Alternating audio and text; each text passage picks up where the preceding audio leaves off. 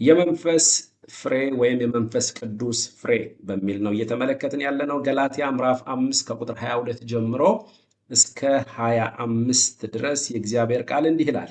የመንፈስ ፍሬ ግን ፍቅር፣ ደስታ፣ ሰላም፣ ትዕግስት፣ ቸርነት፣ በጎነት፣ እምነት፣ የዋህት፣ ራስን መግዛት ነው። እንደዚህ ያሉትን የሚከለክል ሕግ የለም። የክርስቶስ ኢየሱስ የሆኑት ሥጋን ከክፉ መሻቱና ከምኞቱ ጋር ሰቀሉ። በመንፈስ ብንኖር በመንፈስ ደግሞ እንመላለስ ይላል። እንግዲህ የመንፈስ ቅዱስ ፍሬ ወይም የመንፈስ ፍሬ ነው ብለን የጀመርነው ታስታውሱ ከሆነ ማለት ነው። ምናልባት በጣም ኢምፖርታንት ርዕስ ስለሆነ በማስተዋል ሰፊ ሰዓት ሰጥተን ነው እያጠናን ያለ ነው ማለት ነው። ትርጉሙን ተመልክተናል። በባለፈው የመንፈስ ፍሬ የሚለውን የቃሉን ፍቺ እንኳን ትኩረት ሰጥተን ስናጠና አንደኛ የመንፈስን ነው የሚለው። የመንፈስ የምትለው ቃል ራሱ እነዚህ ፍሬዎች ወይም ፍሬው የማን ባለቤቱ ማን ነው ማለት ነው? መንፈስ ቅዱስ ነው። የመንፈስ ኦኬ፣ የመንፈስ ቅዱስ የመንፈስ ስለዚህ የመንፈስ ቅዱስ ፍሬ የሚለው ባለቤቱ መንፈስ ቅዱስ። ይህ ቃል የሚያመለክተው በክርስቲያኑ ሕይወት የሚገለጠው ፍሬ ባለቤቱ መንፈስ ቅዱስ መሆኑን የሚያሳይ ነው። ከዚህም የተነሳ አማኙ በራሱ ትግልና ጥረት የሚያመጣው ሳይሆን በውስጡ የሚኖረው መንፈስ ቅዱስ የሚያፈራው ፍሬ እንደሆነ በማወቅ ራሱን ለመንፈስ ቅዱስ አሰራር ማስገዛት አለበት ማለት ነው። ቀጥሎ ፍሬ የሚለው ቃል ደግሞ ፍሬ የሚለው ቃል ስራ ከሚለው ቃል በተቃራኒው የተቀመጠ ሲሆን ስራን ስናስብ ጥረት አለ፣ ትግል አለ፣ ልፋት አለ። አያችሁ፣ ስራ ሁልጊዜም በተለይ ሃይማኖት ሰፈር ውስጥ ያለ ነገር ሁልጊዜም ምንድን ያለበት? ትግል አለበት፣ ጥረት አለበት፣ ድካም አለበት። ስለዚህ ስራ፣ ጥረት፣ ትግል፣ ልፋት ነው ያለው። ፍሬን ስናስብ ደግሞ እረፍትና መረጋጋት እንዲሁም ደግሞ የህይወት መገለጥን ነው የምንመለከተው ማለት ነው። እንግዲህ ዛሬ መንፈስ ቅዱስ እነዚህ የመንፈስ ቅዱስ ፍሬ ተብለው የተዘረዘሩ 9 ባህሪያቶች አሉ። በደንብ እያንዳንዱን እንድንመለከታቸው እንግዲህ መንፈስ ቅዱስ ውስጤን በጣም ሞልቶታል። ፍቅር ማለት ምን ማለት ነው? ደስታ ማለት ምን ማለት ነው? ሰላምስ፣ ትዕግስት፣ ቸርነት፣ በጎነት፣ እምነት፣ የዋህት፣ ራስን መግዛት፣ እነዚህ ነገሮች በክርስቶስ ኢየሱስ ሕይወት የተገለጡ ኢየሱስ ክርስቶስ በስጋ ወራቱ ምድር ላይ በተመላለሰበት ጊዜ ይኖርበት የነበረ የሕይወት ስርዓት ነው። ቀጥሎ የማቹሪቲ የክርስትና የማቹሪቲ የብስለት ሕይወት ነውና በእያንዳንዱ ክርስቲያን ሊገለጥ የሚገባው የሕይወት ስርዓት ስለሆነ ፍቅር ራሱ ምንድን ነው? ደስታ ምንድን ነው? ሰላም ምንድን ነው? ትዕግስት ምንድን ነው?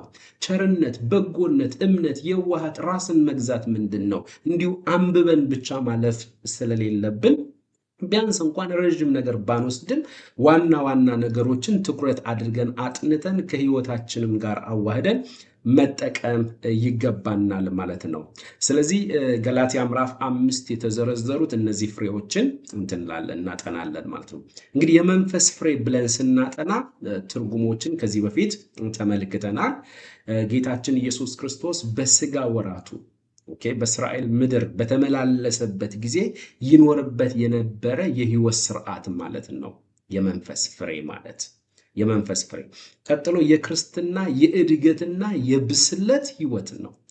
በክርስቲያኖች ሊገለጥ የሚገባው የክርስትና የእድገትና የብስለት ህይወት ነው። አንድ ክርስቲያን፣ አንድ አገልጋይ በስሏል፣ አንድ ክርስቲያን አድጋለች፣ በስላለች የሚባለው የጸጋ ስጦታችን ሲገለጥ ሳይሆን የመንፈስ ቅዱስ ፍሬ በህይወታችን ሲገለጥ ነው። የጸጋ ስጦታ ከአገልግሎት ጋር እንጂ ከእድገት ጋር አይገናኝም።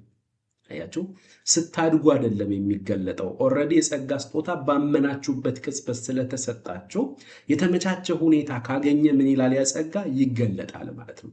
ጸጋ የተገለጠበት ሁሉ ግን ምንድነው? አድጎ ጨርሷል፣ በስሎ ጨርሷል ማለት አይደለም። ከዚህ የተነሳ የጸጋ ስጦታ ከአገልግሎት ጋር ይገናኛል። የመንፈስ ፍሬ ደግሞ ከክርስትና የብስለት እና የእድገት ህይወት ጋር ይገናኛል። ሶስተኛ የክርስቶስ ደቀ መዛሙርት የመሆናችን መታወቂያ ነው። የመንፈስ ፍሬ ኦኬ አሜዚንግ። የመንፈስ ፍሬ የክርስቶስ ደቀ መዛሙርት የመሆናችን መታወቂያ ነው። ለዛም ነው ጌታ ኢየሱስ ክርስቶስ ምን አለ?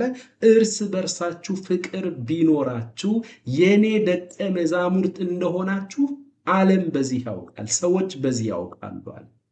አያችሁ፣ አጋንንት ብታስወጡ የኔ ደቀ መዛሙርት እንደሆናችሁ ሰዎች በዚህ ያውቃሉ አላለም ኢየሱስ። ልሳን ብትናገሩ፣ ብትገለባበጡ፣ ቸርች ላይ ብትጨፍሩ፣ የሚታየውን ሁሉ ብታደርጉ የኔ ደቀ መዛሙርት እንደሆናችሁ ዓለም በዚህ ያውቃል አላለም።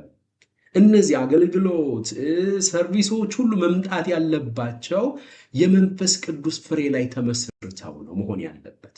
ምክንያቱም የፍቅር ሕይወት እርስ በርሳችን ያለን መዋደዳችን የጌታ ኢየሱስ ክርስቶስ ደቀ መዛሙርት የመሆናችን መታወቂያ ስለሆነ ማለት ነው። ስለዚህ የጌታ የኢየሱስ ክርስቶስ ደቀ መዛሙርት የመሆናችን መታወቂያው ልሳን አይደለም። መታወቂያው አጋንንት ማስወጣታችን አይደለም።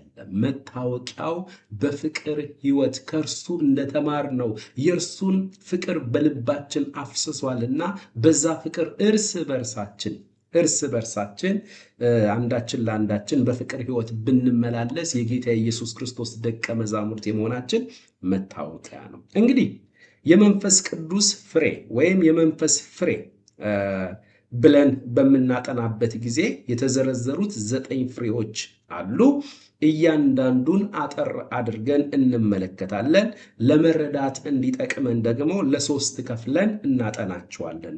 3 አድርገን እናጠናቸዋለን። ግን ሁላችሁም ልናስተውልና ልብ ልንል የሚገባን እውነት የመንፈስ ፍሬ ተብለው የተዘረዘሩት 9ኙ ባህሪያት አንድ የፍሬ ወይም ነጠላ ቁጥር ክፍሎች ናቸው እንጂ 9 የተለያዩ ፍሬዎች አይደሉም።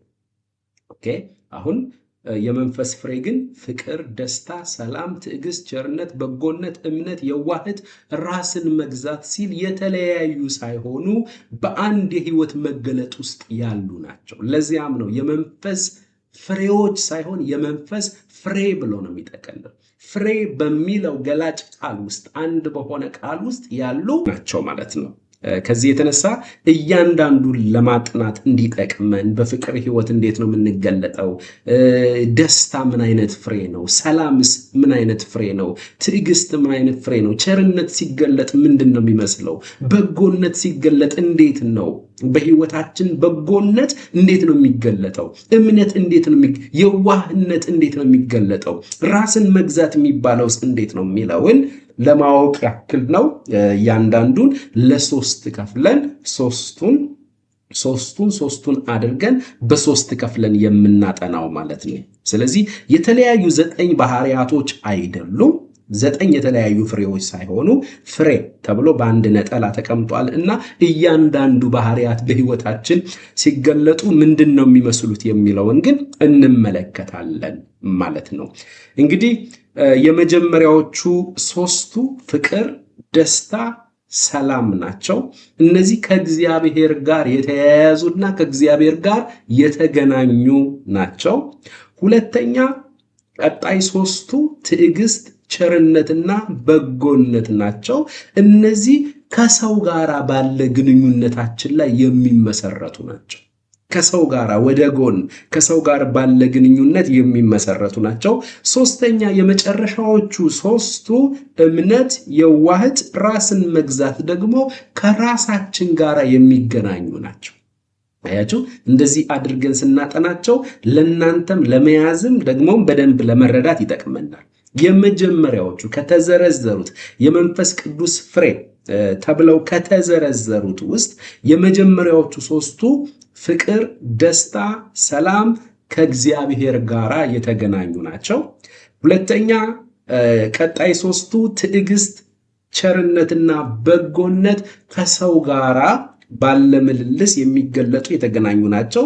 ሶስተኛ የመጨረሻዎቹ ሶስቱ እምነት፣ የዋህት፣ ራስን መግዛት ከራሳችን የህይወት ምልልስ ጋራ የተገናኙ ናቸው ማለት ነው። እንግዲህ በዋናነት የመጀመሪያዎቹን ከእግዚአብሔር ጋር የተገናኙትን እንመለከታለን ማለት ነው። አንደኛ ፍቅር። አባት ሆይ ለእያንዳንዳችን ጸጋ ጨምርልን። ትምህርት ብቻ እንዳይሆንብን፣ ዕውቀት ብቻ ሆኖ አንጎላችን ላይ እንዳይቀመጥ ለእያንዳንዳችን ፕሊስ ጸጋን ጨምርልን። ከህይወታችን ጋር አዋህደን መጠቀም እንድንችል አባ እርዳን። እንግዲህ ፍቅር የግሪኩ ቃል አጋፔ የሚለው ነው። ፍቅር አጋፔ እንግዲህ በዝርዝሩ ውስጥ የመጀመሪያው እና ዋነኛው ሲሆን ይህ ፍቅር ከስሜት በላይ የሆነ ራስን መስዋዕት የሚያደርግ ሌላውን የሚፈልግና ሌላውን የሚያስቀድም እንዲሁም በሁኔታ ላይ ያልተመሰረተ ሁኔታ የማይለውጠው የራሱ የእግዚአብሔር ፍቅር ነው። የሚገርመው የተቀሩት ፍሬዎች ሁሉ የሚመነጩትና የሚመዘኑት ራሱ በዚህ ፍቅር በሚባለው ማንነት ፍቅር ነው የቀደመው። ሌሎቹ ከፍቅር የሚወጡ ናቸው። ሌሎቹ በፍቅር ራሱ የሚመሰረቱ ናቸው። ስለዚህ ፍቅር ወይም አጋፔ የሚባለው በዝርዝሩ ውስጥ የመጀመሪያና ዋነኛ ነው። ይህ ፍቅር ከስሜት በላይ የሆነ ነው። ተመልከቱ፣ ራስን መስዋዕት የሚያደርግ ነው። ሌላውን የሚያስቀድም፣ ሌላውን የሚፈልግ ነው። በሁኔታ ላይ ያልተመሰረተና ሁኔታ ደግሞ የማይለውጠው የራሱ የእግዚአብሔር ፍቅር ነው። እናመሰግናለን። እንግዲህ ፍቅር ብለን በምናጠናበት ጊዜ አሁን አማርኛው የእግዚአብሔር ፍቅር ነው የሚለው እና እግዚአብሔር ፍቅር ስለሆነ ልጁን አሳልፎ ሰጠን። ጥሩ የሆነ ልጅ ደግሞ አበበ የሚባለው ልጅ ደግሞ አስቴር የምትባለው ልጅ አፍቅሮ እንዲበቃ ከሳ በቃ ፀጉሩን እየጠቀለለ እየዞረ ነው። ምን ሆኖ ነው? ፍቅር ይዞት። እግዚአብሔር ለምንድን ነው ልጁን የሰጠን? ፍቅር አስገድዶት። ስለዚህ የእግዚአብሔርም ፍቅር በአማርኛው ፍቅር ነው። ይሄ አፍቅሮ አልማዝን አፍቅሮ ወይም አስቴርን አፍቅሮ ፀጉሩን እየጠቀለለ በአስፋልት የሚዞረው ልጅም ደግሞ ፍቅር ይዞት ነው የሚባለው። ምን አይነት ፍቅር! ስለዚህ አማርኛው ምን አይለውም? የእግዚአብሔርንም ያበበንም ፍቅር ስለሚለው መለየት አቅቶናል። ግን የቋንቋ ሀብታም የሆነው የግሪኩ ቃል ፍቅርን ቢያንስ በዋናው በአራት ከፍሎ ያስቀምጠዋል። አንደኛ አጋፔ የሚባለው የራሱ የእግዚአብሔር ፍቅር ነው። ሁለተኛ ስቶርጄ የሚባል አለ፣ የቤተሰብ ፍቅር ነው። እናት ልጇን፣ ወንድም እህቱን፣ እህት ወንድሟን፣ አባት ልጁን የሚወድበት የቤተሰብ ፍቅር ስቶርጄ ይባላል። ስቶርጄ ነው ስትል አጋፔ ነው እያልክ አይደለም። የቤተሰብ ፍቅር የቤተሰብ መዋደድ ነው። ሶስተኛ ፊሊያ የሚባል አለ። ፊሊያ የሚለው የወንድማማች መዋደድ፣ የክርስቲያኖች እርስ በርሳችን ያለን ፊሊያ። ፊላደልፊያ ሲባል የወንድማማች መዋደድ የሚል ትርጉም ነው የሚሰጠው። ፊሊያ እርስ በርሳችን ያለን የወንድማማች መዋደድ። ቀጥሎ አራተኛ ላይ ኢሮስ ይመጣል። ኢሮቲክ ከሚለው ቃል ጋር ይገናኛል። ኦኬ፣ ኢሮስ የሚለው ጾታ ተኮር የሆነ በወንድና በሴት ያለ የፍቅር አይነት ነው። ስለዚህ አያችሁ አሁን የእግዚአብሔርን አጋፔ ይላል። አጋፔ የሆነው ፍቅር አንኮንዲሽናል ነው እና እግዚአብሔር እኛ የሆነ ነገር ስላደረግንለት በውለታ ላይ ተመስርቶ ሳይሆን የወደደን በውለታ ላይ ተመስርቶ ሳይሆን ልጁን አሳልፎ የሰጠን ይህ ፍቅር በሁኔታ ላይ የማይመሰረት ሁኔታ የማይቀይረው የራሱ የእግዚአብሔር ፍቅር ነው። ስለዚህ እግዚአብሔር እኛን ከማፍቀሩ የተነሳ ልጁን አሳልፎ ሰጠ። የእግዚአብሔር ፍቅር በግሪኩ ምን ተብሎ ይጠራል? አጋፔ ተብሎ ይጠራል። ኦኬ እሺ፣ አበበ አልማዝን ወዶ በእሷ ፍቅር ምክንያት ከስቷል። በእርሷ ፍቅር ምክንያት ፀጉሩን እየጠቀለለ ነው። ምንድን ነው? ጾታ ተኮር ፍቅር ስለሆነ ኢሮስ ነው። አያችሁ፣ ያበበ ኢሮስ ነው፣ የእግዚአብሔር አጋፔ ነው። አጋፔና ኢሮስን ለይተን መጓዝ አለብን። አባባ እናመሰግንሃለን። የሚገርመው ነገር ይህ የእግዚአብሔር ፍቅር ወይም አጋፔ የሚባለው መገለጫ ባህሪያቶች፣ አንደኛ የዚህ ፍቅር ልኩና መጠኑ ክርስቶስ። ሃሌሉያ! የዚህ ፍቅር ልኩና መጠኑ ክርስቶስ ኢየሱስ ነው። ለዚያ ነው ዮሐንስ 17 ላይ ጌታችን ኢየሱስ ክርስቶስ ሲጸልይ ምን አለ? አባት ሆይ አንተ እኔን በወደድክበት የፍቅር ልክና መጠን እነርሱን ደቀ መዛሙርቶቼን እነርሱን የኔን ተከታዮች እንደወደድካቸው ዓለም ያውቅ ዘንድ ጸልያለሁ አለ። ዋው! ስለዚህ በኢየሱስ ክርስቶስ ጸሎት በዮሐንስ 17ቱ ጸሎት መሰረት እግዚአብሔር አብ የወደደን ኢየሱስን በሚወድበት ልክና መጠን ነው። አንተ ወንድሜ እግዚአብሔር አብ፣ አንቺ እህቴ እግዚአብሔር አብ ኢየሱስ ክርስቶስን ልጁን በሚወድበት የፍቅር ልክና መጠን ተወዳችኋል። ይወደናል በኢየሱስ ልክ። የዚህ ፍቅር መሰረቱ ኢየሱስ ነው። ኢየሱስን በሚወድበት ልክና መጠን ይወድሃል። ኢየሱስን በሚወድበት ልክና መጠን ይወድሻል። ይህንን በክርስቶስ በኩል የተገለጠ የእግዚአብሔርን ፍቅር መሰረቱ ክርስቶስ የሆነውን ይህንን ታላቅ ፍቅር የማይነግሯችሁን ሰዎች እግዚአብሔር ፈላጭ ቆራጭ ብቻ እንደሆነ፣ እግዚአብሔር ስህተትህን እየፈለገ በመብረቅ የሚያሳድድ ፈላጭ ቆራጭ አድርገው የሚስሉልህ የአዲስ ኪዳኑን እግዚአብሔር አላገኙትም። የአዲስ ኪዳኑን እግዚአብሔር አላወቁትም። እግዚአብሔር እውነት ነው። በብሉይ ኪዳን በፍርድ መንፈስ ነበር ሲገለጥ የነበረው። በፍርድ ግን የሰው ልጅ ሊስተካከል አይችልም። በፍቅር ግን ወደኛ መጣ። የማይወደዱትን ወደደ። በኃጢአታችን እና በበደላችን ሙታን በነበርንበት ጊዜ እግዚአብሔር ልጁን ኢየሱስ ክርስቶስን አሳልፎ በመስጠት ፍቅሩን ገለጠልን። ኢየሱስም ነፍሱን ስለ ወዳጆቹ አሳልፎ ከመስጠት የበለጠ ፍቅር ለማንም የለውም ብሎ እኛን ወደኋላ አስቀርቶ በኃጢአታችን ምክንያት ሊመጣብን የነበረውን የመለኮት ቁጣ ኢየሱስ ወሰደልን። ይሄ ሁሉ ምንድን ነው? ፍቅር ነው። መንፈስ ቅዱስ ደግሞ ያንን ታላቅ ፍቅር በልባችን ውስጥ ይዞ ፈሰሰ።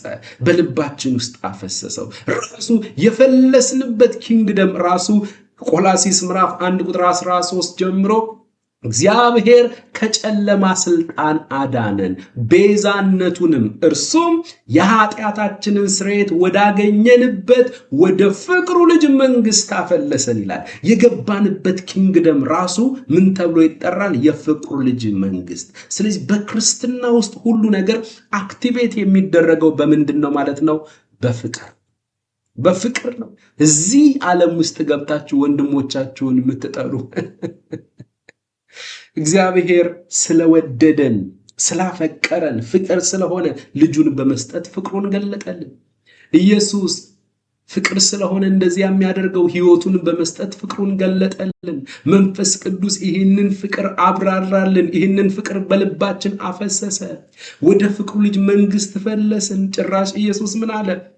እርስ በርሳችሁ አዲስ ትእዛዝ እሰጣችኋለሁ፣ እርስ በርሳችሁ በዚህ ፍቅር ተዋደዱ። የታለ ጌታዊ ፍቅሩ? በመንፈስ ቅዱስ አማካኝነት በልባችሁ ውስጥ ኦልሬዲ ምን ብየዋለሁ? አፍስሼዋለሁ። ሕጉ የምታደርግበትን አቅም ሳይሰጥህ አድርግ ብሎ ያዘሃል። ሳታደርገው ስትቀር ይኮንንሃል።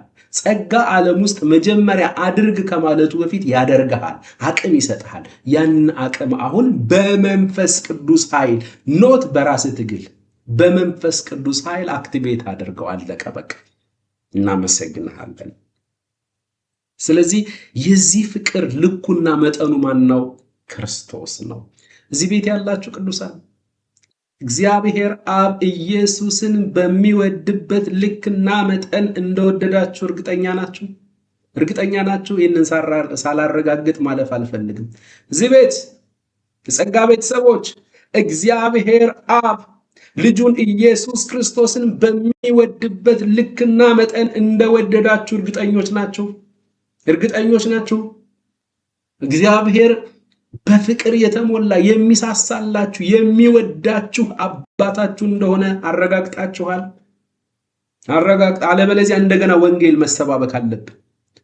ንጹህ ወንጌል መሰባበክ አለብን። ይህንን ነገር ማረጋገጥ እፈልጋለሁ። እታች ላይ ጻፉ። እንደሚወደኝ አረጋግጫለሁ፣ እንደሚወደኝ አውቃለሁ፣ በክርስቶስ ልክ እንደሚወደኝ አውቃለሁ ብላችሁ የስ ምክንያቱም ይህንን ካላረጋገጠ አንድ ሰው ወንጌል ገና ከዚህ በኋላ የተጣመመ ወንጌል ነው የሚሰማውም የሚሰብከው። ስለ እግዚአብሔር ያለህ እይታ መጀመሪያ መስተካከል አለበት። እግዚአብሔር ጠላትህ እንደሆነ እያሰብክ መኖር አትችልም። አንዲት እህቴ ከአዲስ አበባ ደወለች፣ እያለቀሰች ነው፣ እያነባች ነው። ወንድሜ ዴቪዬ ዳዊት ፋሲል ያስተማረው ትምህርት ነበረ፣ የእግዚአብሔር በግ የሚል ርዕስ። ያንን ነገር ሰምታ ነፍስ አልቀረላትም፣ እየየ እያለች ነው። ምን ሆነሻል? እንደዚህ የምታለቅሽው ምንድን ነው? እግዚአብሔር እንደዚህ ይወደኛል ወይ? እኔ እኮ ገና እግዚአብሔር እንዲወደኝ ነው አስራት የምከፍለው አለች። ቃል በቃል ያለችኝን ነው የምነግራችሁ። እኔ ገና እግዚአብሔር እንዲወደኝ እኮ ነው አስራት የምከፍለው። እንደሚጠላኝ ነው የማውቀው፣ እንደ ፈራጅ እንደሆነ እንደማይራራ። ተመልከቱ እንዴት አድርገው ምን አይነት እግዚአብሔር እንደሳሉላት። አሁን የዚች ልጅ ጥፋት ብቻ አይደለም፣ መድረክ ላይ የሚቆመው ሰው ምን ብሎ ቢያስተምራት ነው እንደዚያ መጽሐፍ ቅዱሱ የማያውቀው አዲስ ኪዳን የማያውቀው የሆነ እግዚአብሔር የሆነ አምላክ ስለውላታል። የምታገለግለው የምትሰጠው የምታደርገውም ገና እግዚአብሔር ያንን ሁሉ አይቶ ምን ሊላት ነው? ሊወዳት ነው። አቤት ጌታ ኢየሱስ! እግዚአብሔር በጌታ በኢየሱስ ክርስቶስ ኢየሱስን በሚወድበት ልክና መጠን ይወደናል፣ ይወድሃል፣ ይወድሻል። ስለዚህ የዚህ ፍቅር አጋፔ ተብሎ የሚጠራው የዚህ ፍቅር ልኩና መጠኑ መሰረቱ ክርስቶስ ነው። ቀጥሎ ይህ ፍቅር የማይለዋወጥና ዘላለማዊ። ሃሌሉያ! ይህ የእግዚአብሔር ፍቅር በክርስቶስ በኩል የተገለጠው የእግዚአብሔር ፍቅር የማይለዋወጥና ዘላለማዊ ነው። ለዚያም ነው የወደዳቸውን እስከ መቼ ወደዳቸው? እስከ መቼ? እስከ ዘላለም እስከ መጨረሻው ወደዳቸው ይላል። እስከ መጨረሻው ወዶን እስከ መጨረሻው ወዶኛል በማይለቀው እጁ ይዞኛል ዛሬ ይዞ ነገ አይተወኝም፣ ሂድ ብሎ አያባርረኝም። ተመችቶኝ ኖራለው በቤቱ ተሸክሞኝ በሰፊው ትዕግስቱ ለዘላለም ነው ለዘላለም ነው ለዘላለም ነው ለዘላለም ነው። ሲወድ ጌታ እስከ መስቀል ነው። ሲወድ ጌታ ላይጠላ ነው። ሃሌሉያ! ሲወድ ጌታ እስከ መጨረሻ ነው። ሲወድ ጌታ ላይጠላ ነው። እስከ መጨረሻው ወዶናል። እስከ መጨረሻው። ሃሌሉያ! ስም ይባረክ። ስለዚህ የማይለወጥና ዘላለማዊ ነው ይህ ፍቅር። የማይለወጥ ሰው ሁሉ ሲለዋወጥ ሰው እንትናን ወደደ እንትናን ወደደችዋ። በሳምንቱ ይሄ የቴክኖሎጂ ዘመን ይሄ ፌስቡክ ይሄ ቲክቶክ እያለ አደራችሁን በዚሁ አጋጣሚ ወንድሞችና እህቶች ሰላማዊ ትዳራችሁን ይዛችሁ ወደ ቲክቶክ እንዳትወጡ። እዛ ላይ ደና ባልና ሚስት የሚዋደዱ ባልና ሚስትን የሚያጣላና የሚያፋታ ስፒሪት አለ። እግዚአብሔር ቲክቶክ ላይ ካሉ በአፋቸው መርዝን ከሚናገሩ በትዳራችሁ ላይ ኔጌቲቭ ነገር ከሚያውጁ ሰዎች ይጠብቃችሁ። ሞኛቱን ትዳራችሁን ገልብጣችሁ ይዛችሁ አትምጡ። ፈጽሙ። ምንም ጥቅም የለው ወንድሜ። ድብቅ ብለህ ኢየሱስን እየገለጥክ ትዳርህን ኑር። ውለድ፣ ክበድ፣ ልጆችህን አሳድግ። ለቁም ነገር ለእግዚአብሔር ክብር አብቃ። አገልጋዮች እንዲሆኑ አድርግ። ኢንጂነር ሆነው አገልጋዮች፣ ዶክተርስ ሆነው አገልጋዮች፣ የሀገር መሪ ሆነው አገልጋዮች፣ የእግዚአብሔርን ስም የሚጠሩ ድብቅ አድርጋ አሳድግ። ዘመኑ ክፉ ነው። ቴክኖሎጂን እንደዚህ ላለ ትምህርት እንጠቀምበታለን። ከዛ ውጭ ትዳሬን አምጥቼ ግን አላሰጣም። በላተኛ ብዙ ነው። ስለዚህ እንትናን ወደደ፣ ኧረ የሰው ክፋቱ በበቀደም እኮ ተቀየረባት፣ እሷም ተለወጠችበት እኮ ይባል። ወይ ፍቅር ምናምን። በዚህ አንደርስታንዲንግ ይህንን መረዳት ይዛችሁ የእግዚአብሔር ፍቅር ሊለወጥብኝ ይችላል እንዳትሉ። የእርሱ ፍቅር የማይለወጥና ምናዊ ነው፣ ዘላለማዊ ነው። ቀጥሎ በሁኔታ ላይ ያልተመሰረተ። የእግዚአብሔር ፍቅር በሁኔታ ላይ ያልተመሰረተ። ኦኬ። አሁን ጉድለትን ለመሙላት ሰጥቶ በመቀበል ላይ የተመሰረተ አይደለም። በሁኔታ ላይ የተመሰረተ አይደለም። ወንድ ልጅ ሴትን ልጅ የሚያገባው ለምንድን ነው? እሱ ጋር የሌለ ነገር እሷ ጋር ስላለ። ሴትስ ወንዱን የምታገባው ለምንድን ነው? እሷ ጋር የሌለ ነገር እሱ ጋር ስላለ። በግልጽ ነው። እግዚአብሔር አንተን የወደደ አንተን ያፈቀረ በዚህ አይነት መረዳት እንዳትመጣ። እሱ ጋር የሌለ አንተ ጋር ተገኝቶ እግዚአብሔር አንተን ወደደ። እግዚአብሔር ሰይጣንና አጋንንቶቹ ከወደቁ በኋላ ሰማይ ቤት ውስጥ የአምልኮ ክፍተት ተፈጥሮበት፣ እስኪ ዝም ብዬ ይህንን የምድር ሕዝብ ሀበሻ ሁሉ ሰብስቤ ላምጣው፣ ጉድለት ክፍተት ተፈጥሯል፣ የአምልኮ ክፍተት ተፈጥሯል ብለው ይመስልሃል? አይደለም። መላእክቶችን ሳይፈጥርም እሱ ብቻውን ነበር። እሱ ብቻውን ይኖር ነበር። የመላእክት አጀብም አያስደንቀውም። እኛን አድኖ ወስዶም ደግሞ የአምልኮ እጥረት ተከፍቷል ብሎ ሊሞላብን አይደለም። በሁኔታ ላይ ያልተመሰረተ፣ ሰጥቶ በመቀበል ላይ ያልተመሰረተ፣ ጉድለትን ለመሙላት ብሎ ያልሆነ ፍቅር ነው የእግዚአብሔር ፍቅር። እናመሰግናለን። በአባ ስም ይባረክ። ስለዚህ ይህ አጋፔ ተብሎ የሚጠራው ፍቅር ሐዋርያው ጳውሎስ የፍቅር ሙሉ ትርጉም አለው፣ ይሄ እግዚአብሔር ፍቅር ሙሉ ትርጉም አለው ብሎ አንደኛ ቆሮንቶስ ምዕራፍ 13 ላይ ይገርም ነው። አንደኛ ቆሮንቶስ እሱን ክፍል እናንብበው እስኪ ቅዱሳን። አንደኛ ቆሮንቶስ የእግዚአብሔር ፍቅር ምን ይመስላል? ምዕራፍ 13 በተለይ የጸጋ ስጦታ ወይም የምታገለግሉ የጸጋ ስጦታ ያላችሁ ወንድሞቼ እህቶቼ፣ በፍቅር ላይ ያልተመሰረተ አገልግሎት ከንቱ እንደሆነ። ኦኬ፣ የጸጋ ስጦታን እንኳን መግለጥ የምትችለው በፍቅር ነው። ፍቅር ሳይቀድም አገልግሎት ከቀደመ ጥሩ አይመጣም። ቅዱሳንን ትጎዳለህ። ኢየሱስ እንደሚራራላቸው መራራት የምትፈልግ ከሆነ አገልግሎት ፍቅር ላይ ይመስረት። ራሱ የጸጋ ስጦታን ይዘረዝርና ከሁሉ የሚበልጠውን መንገድ ደግሞ አሳያችኋለሁ ይላል። ምን ማለት ነው? ጸጋህን ወደ ቅዱሳን የምታደርስበት መንገድ ፍቅር ተብሎ ይጠራል። በፍቅር ካላገለገልካቸው አገልግሎትም ሙሉ አይሆንም። ሐዋርያው ጳውሎስ ጭራሽ ቁጥር 1 ላይ በሰዎችና በመላእክት ልሳን ብናገር፣ የጸጋ ስጦታ ልሳን የሚባል የጸጋ ስጦታ ቢኖረኝ በሰዎችና በመላእክት ልሳን የመላእክት ልሳን አለ እያለ አይደለም። አደራችሁን ይህንን ክፍል አጣመውታል ብዙዎቹ። ኢፍ እያለ አይደለም በሰው ዋና ርዕሱ ፍቅር ነው። ነገር ግን ኢፍ እያለ አይደለም በሰው ነውና በመላእክት እንኳን ልሳን ብናገር ፍቅር ግን ከሌለኝ እንደሚጮናስ ወይም እንደሚሸዋሸር ጸናጽል ነኝ። አያችሁ፣ እንደሚሸዋሸዋ ጸናጽል ነኝ። ምን ከሌለኝ? ፍቅር ከሌለኝ እንጂ የመላእክት ልሳን አለ እያለ አይደለም። እኛ ሰዎች ነን። የሰው ልሳን ደግሞ ሲባል ቦቦቦቦቦ አይደለም። ትርጉም ያለው አረፍተ ነገር ያለው መልእክት ማስተላለፍ የሚችል እያለ ነው። የጸጋ ስጦታ በሚለው እንመለከተዋለን። ምክንያቱም አሁን ጴንጤው የሚናገረውን ልሳን ኦንሊ ጂሰሶች በደንብ ይናገሩታል። ኦንሊ ጂሰሶች ደግሞ በመንፈስ ቅዱስ አያምኑም፣ በስላሴ አያምኑም። ታዲያ ምን አይነት መንፈስ ሰጣቸው ለነሱ?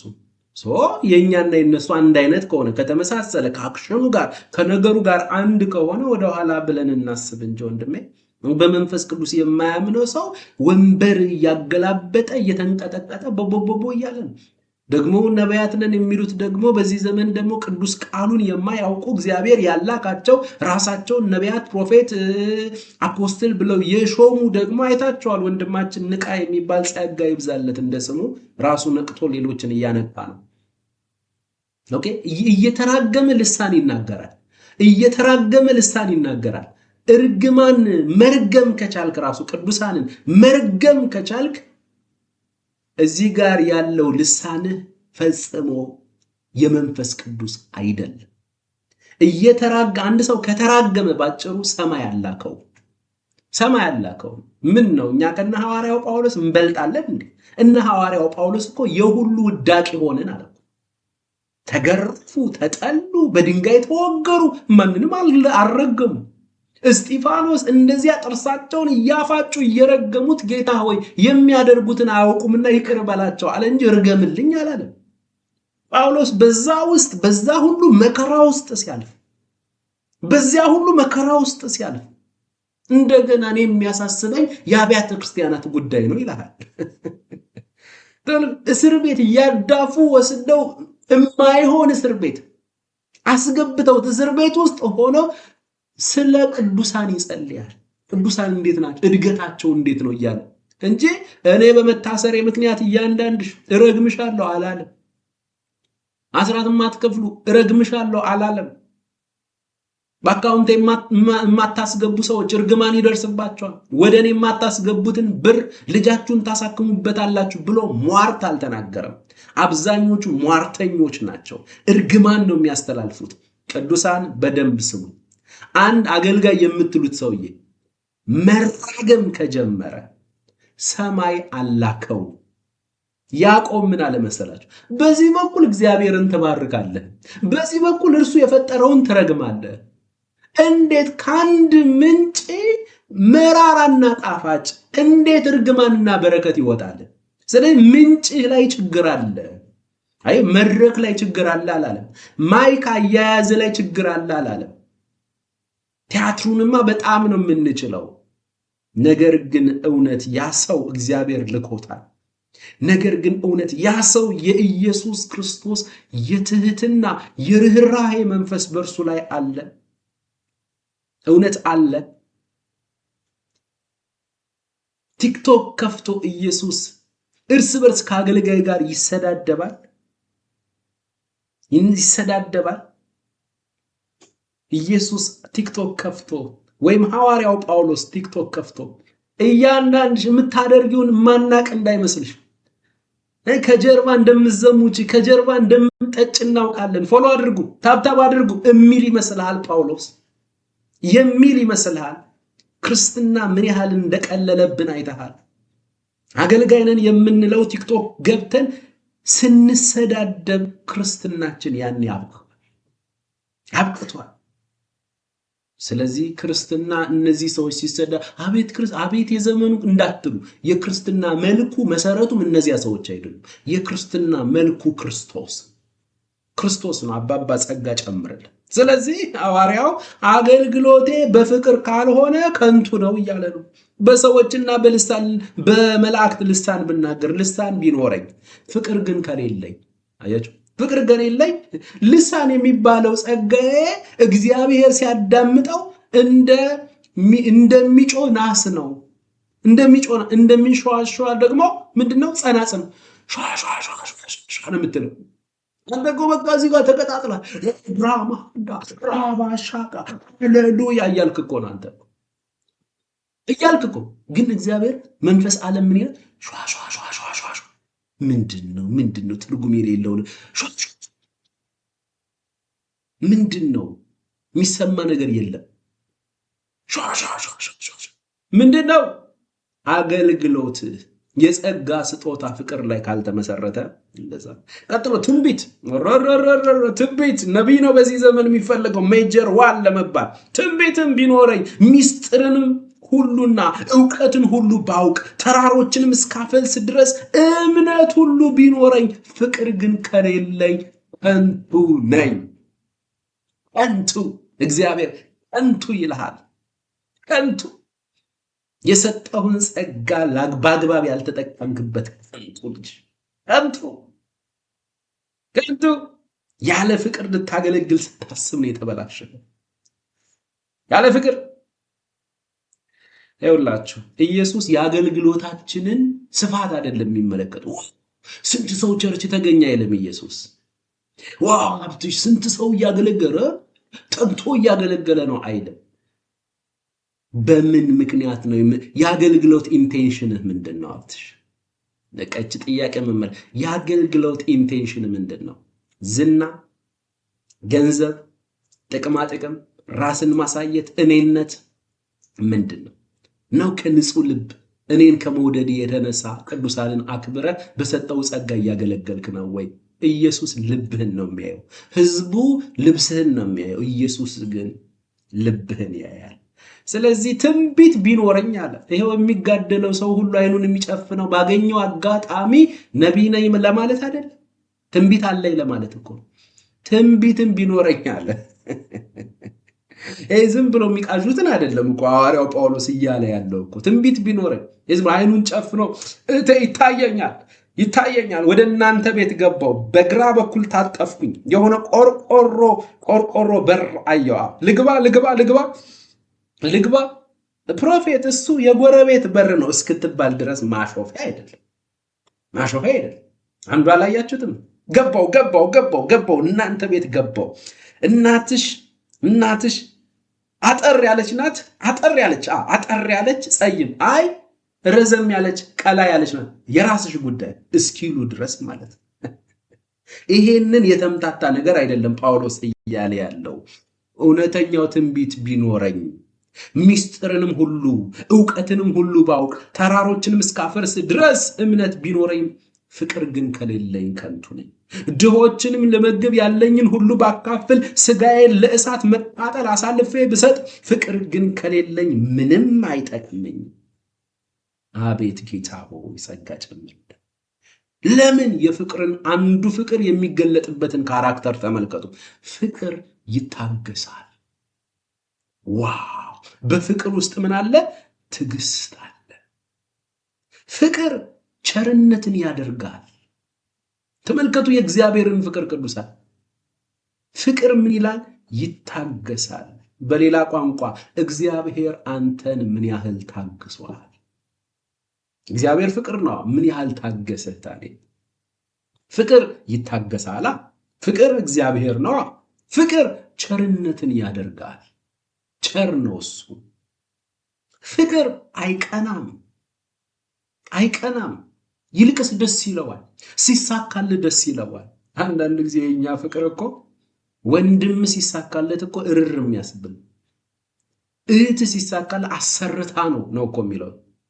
እህቶች ተሰብስ አሰርታ እኮ ነው ያንን ሰው ያገኘችው አሰርታ እኮ ነው። ጌታ ረዳት አይሉ እንጸልይላት እስኪ በሚቀጥለው ደግሞ ጌታ እንዲረዳት አይሉ። ተሰነካክላ ስትወድቅ ተሰነካክሎ ሲወድቅ ግን እሰይ የምትል ከሆነ ወንድሜ ከእግዚአብሔር ጋር ተጣልተሃል። የእግዚአብሔር ባህሪ የእግዚአብሔር ፍቅር እየተገለጠ አታውቀውም እግዚአብሔርን። ስለዚህ ፍቅር አይቀናም፣ ፍቅር አይመካ፣ አይታበይም። ዝም ብሎ ስለ ራሱ አያወራም። ትዕቢት ውስጥ አይገባም፣ አይታበይም፣ የማይገባውን አያደርግም። ፍቅር የራሱን አይፈልግም። በኢየሱስ ፍቅር ወንድሙን ያስቀድማል ማለት ነው። ፍቅር የራሱን አይፈልግም። ፍቅር እህቱን ያስቀድማል። ፍቅር ሌላውን ያስቀድማል። ዋው! ፍቅር አይበሳጭ። እግዚአብሔር ቢበሳጭ ኖሮ አንደኛ በእኔ ነው የሚያዝነው፣ በእኔ ነው የሚበሳጭ። ግን ይሄው አላዘነብኝም፣ አልተበሳጭም። እንደገና ይረዳኛል፣ እንደገና ያቆመኛል፣ እንደገና ያግዘኛል። እናንተንም እንደዚያው። ፍቅር በደልን አይቆጥርም። ፍቅር በደልን አይቆጥርም። እግዚአብሔር ልቁጠር ብሎ ቢጀምር ጥሩ ይመጣል፣ ጥሩ በእኛ ቤት የሚቆያለ፣ በሚቀጥለው ሳምንት እንገናኛለን ፈጽሞ። ስለዚህ በዚህ ይሄ ካራክተር ነው የፍቅር ካራክተር፣ የፍቅር ካራክተር። ቀጥሎ በደልን አይቆጥርም። ቀጥሎስ ከእውነት ጋር ደስ ይለዋል እንጂ ስለ አመፃ ደስ አይለውም። ከውሸት ጋር አይደሰትም፣ ከአመፅ ጋር አይተባበርም። ሁልጊዜም ፍቅር ከእውነት ጋር ነው የሚተባበሩ። ስለዚህ በዚህ ውስጥ ምንድን ነው እየተረዳችሁ ያላችሁ? ከምን ጋር መተባበር እንዳለብን የእግዚአብሔር ፍቅር ገብቶኛል። የእግዚአብሔር ፍቅር በልቤ ውስጥ ፈሷል። የእግዚአብሔርን ፍቅር አውቀዋለሁ። እግዚአብሔር ምን ያህል እንደሚወደኝ በፍቅሩ ውስጥ ደግሞ ያለውን ካራክተር ተረድቻለሁ ብቻ ሳይሆን ያ ፍቅር በእኔ ውስጥ ፈሷልና እስኪ በእኔ የሚገለጥ ነገር ደግሞ አለ። ከእውነት ጋር ደስ ይለዋል እንጂ ስለ አመፃ ደስ አይለውም። ሁሉን ይታገሳል፣ ሁሉን ያምናል፣ ሁሉን ተስፋ ያደርጋል፣ በሁሉ ይጸናል። ፍቅር ለዘላለም አይወድቅም። ፍቅር ለመቼ አይወድቅም? ለዘላለም አይወድቅም። ስለዚህ ዛሬ ፍቅር የሚለውን ተመለከትን። እግዚአብሔር የተባረከ ይሁን። ከእግዚአብሔር ከአባታችን ከጌታም ከኢየሱስ ክርስቶስ ብዙ ጸጋ፣ ብዙ ሰላም፣ ብዙ ምሕረት ከሁላችን ጋር ይሁን። አሜን።